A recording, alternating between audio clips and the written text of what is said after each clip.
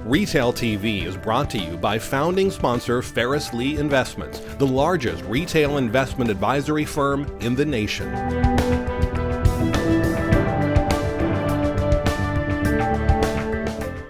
Freeman Smiley's clients range from Fortune 500 companies to startup businesses to individuals. As a partner in the full-service law firm, Sherman specializes in all aspects of real estate with a special focus on retail. Here, Glenn shares what he sees as the biggest trends impacting retail success today for both owners and tenants. I'm seeing different tenant mixes than I used to see. I think that there are greater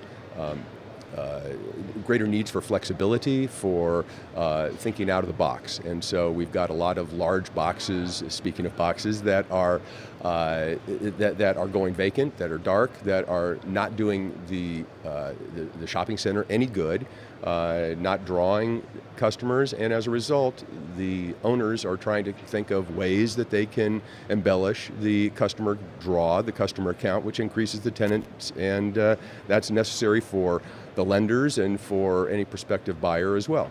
Some of the depth of the big boxes wind up creating internal challenges because you don't need, for most retailers, the depth that a large box might otherwise have. So we're seeing subdivision of the space, maybe warehouse or other storage facilities, something that's not retail in nature, to try and utilize some of that space.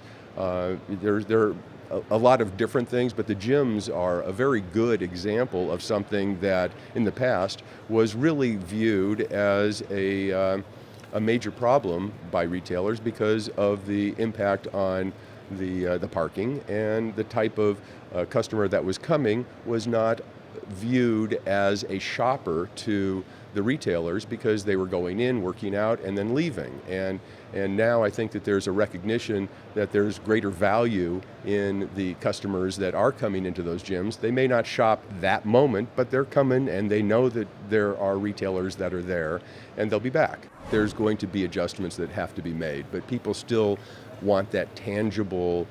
They want to feel and touch the items. They want to try them on. They want to see how they look relative to their skin colors. So there's going to be a need for that. There is going to also be, of course, competition from the internet sales. And so I'm not sure how it's going to shake out, but we've heard this in the industry for 10 years. And there hasn't been that change, at least not yet.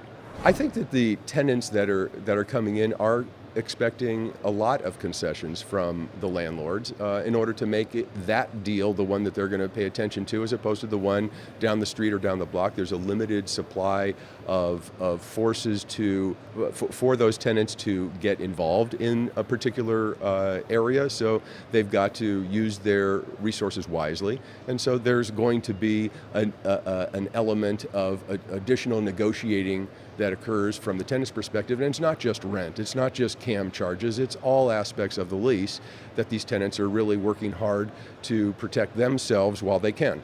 Right now it is a tenant's market, and as the cycles change, so do the negotiating leverages of the parties.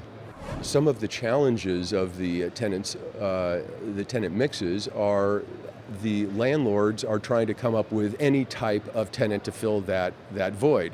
And I've had people asking about marijuana distribution facilities and the impact that might have on them negatively, but it does fill space and they do pay rent. And so there are some real challenges, not the least of which is the state law that supports, but the federal law which doesn't. And so there are a lot of challenges that we're going to continue to see.